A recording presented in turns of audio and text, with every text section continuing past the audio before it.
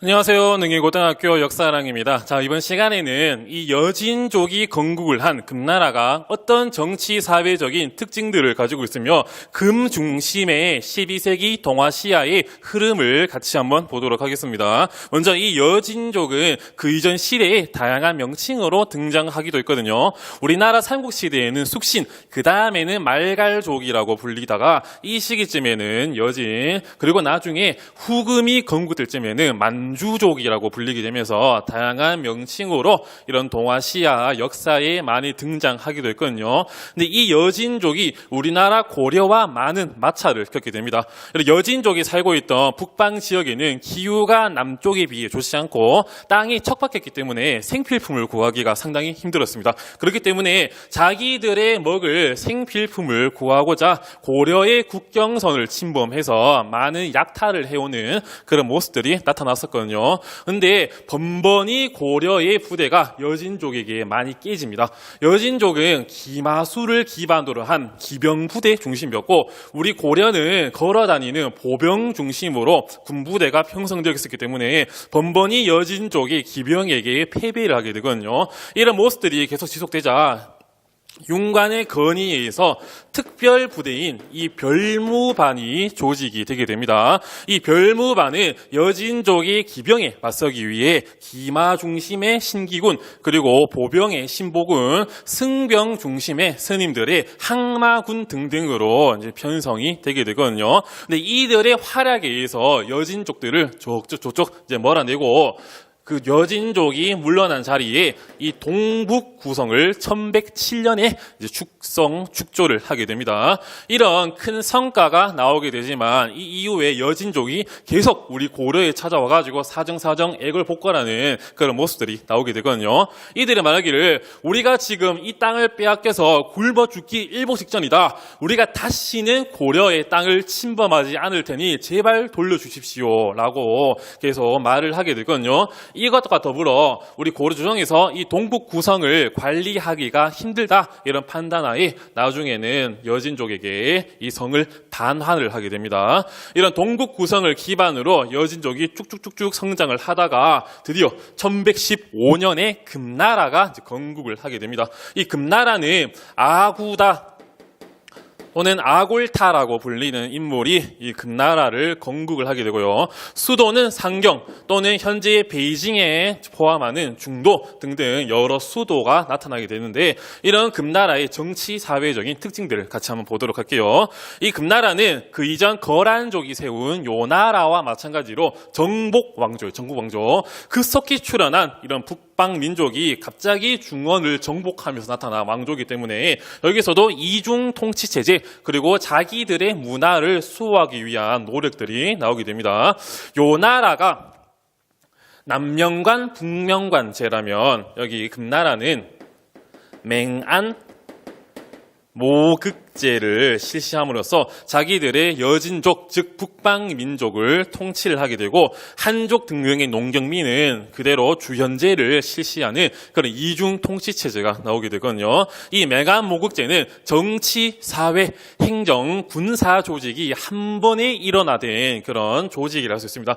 1맹안이 10모극으로 형성되어 있고 1모극이 약 100명의 인물들로 사람들로 구성이 되어 있거든요. 이들이 평상시에는 사냥이나 수렵 등등 일반 생활에 종사를 하다가 전쟁 등등 비상 상황에서는 즉시 군사적인 조직으로 변하기 때문에 이런 매간 모극제를 중심으로 여진족을 통치하는 그런 모습도 있고요. 자기들의 고유 문화를 수호하기 위해 요나라가 거란 문자를 만들었다면 이들도 여진 문자를 만들어서 자기들의 문화를 지키려고 하는 그런 모습들이 보이게 됩니다. 이런 금나라가 어떻게 12세기 동아시아 국제 질서를 뒤흔들었는가를 같이 한번 보도록 할게요. 먼저 그 이전에는 요나라와 북송이 중국을 나누어서 지배를 하고 있었는데 이 북송의 마음 속에는 늘 한 가지의 꿈을 가지고 있습니다. 만리장성 이남에 연운 16주를 되찾고 싶은 그런 꿈이 있었기 때문에 그 꿈을 포기하지 못하고 계속해서 끙끙거리고 있었거든요. 그런데 1004년에 전년의 맹약 이후 요와 북송이 평화체제가 지속이 되지만 이런 금나라의 출현과 연운 16주를 되찾기 위한 야육에 의해서 이런 평화체제를 깨고 금나라와 북송이 군사동맹을 맺고 요 나라를 함께 협공을 이제 하게 됩니다. 그런데 금나라는 요 나라를 계속해서 이기고 승리하는 그런 모습이 보이게 되지만 북송은 문치주의 등등으로 군사력이 매우 약했기 때문에 번번이 요 나라에게 패배를 하는 그런 모습들이 보이게 되거든요. 이런 모습을 본 금나라가 북송 쟤들 힘 진짜 약하다. 쟤들 군사력 정말 약하네. 이런 것들을 이제 깨닫게 되고 그리고 북송이 금나라를 제대로 지원을 해주지 않는 그런 모습이 보이게 되니까 금나라가 이를 화가 나고 명분을 삼아가지고 북송, 송나라 너희 땅이랑 공물 내놔라. 너희가 이런 군사 동맹을 제대로 지키지 않았기 때문에 이 일을 내야 된다라고 요구를 하게 되고 송나라도 오케이 하게 되거든요. 어쨌든 이 두 나라의 노력에 의해서 요 나라가 1125년에 멸망을 당하게 됩니다. 결국 요 나라를 멸망시킨 북송은 드디어 예스 하고 있었는데 금나라가 그 예전에 요구했던 공물과 땅을 달라 하니까 북송이 입을 싹 닫고 노라고 해버리거든요.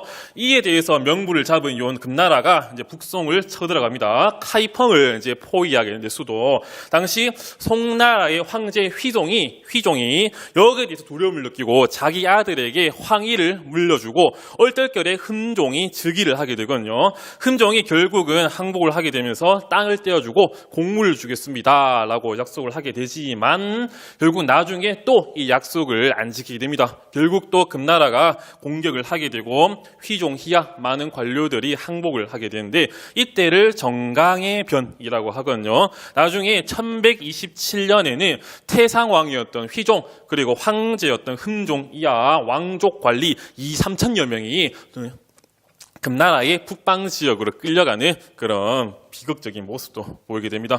어쨌든 북송이 1127년에 멸망을 하고 살아남았던 고종이 이제 1127년 이만 항저우를 기반으로 해서 남송을 이제 건국을 하게 되거든요.